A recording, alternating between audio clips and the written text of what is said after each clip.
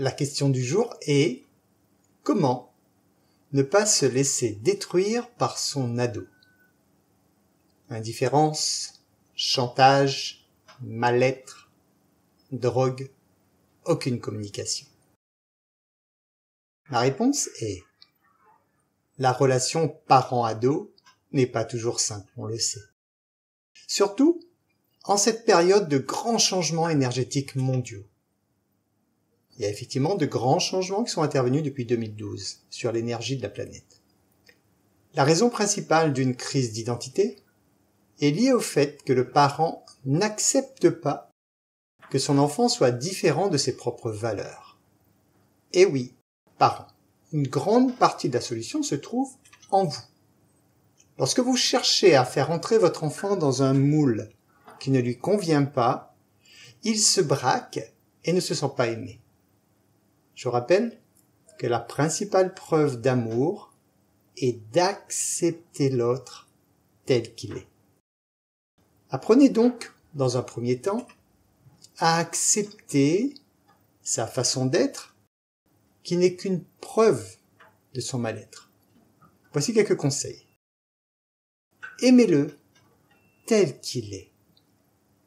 Dites-lui que vous l'aimez et que vous êtes à sa disposition pour l'aider à aller mieux. Soyez à son écoute. Demandez-lui ce que vous pouvez faire pour lui et surtout, faites-le. Soyez conscient qu'il souffre et que ce ne sont pas vos reproches qui vont l'aider à aller mieux, bien au contraire. Pour faire cela, il va falloir mettre votre ego de côté afin de le remplacer par de l'amour vrai. Si après avoir mis tout cela en application, votre ado veut toujours vous faire porter la responsabilité de son mal-être, ce qui est peu probable, dites-vous que de votre côté, vous aurez fait ce que vous pouviez.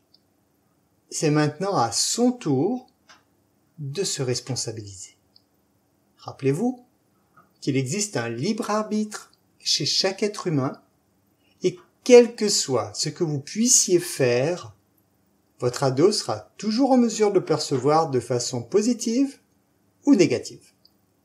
Ce qui compte alors pour vous, c'est que vous soyez en paix avec vous-même en ayant fait ce que vous estimiez possible de faire.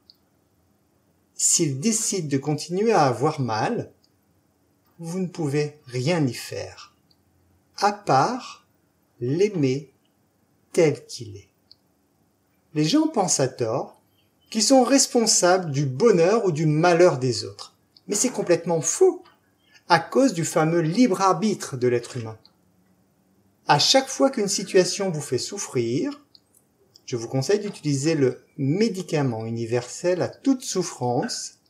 Ce médicament, c'est l'acceptation, qui est une forme d'amour inconditionnel. Seul l'amour soigne tous les maux.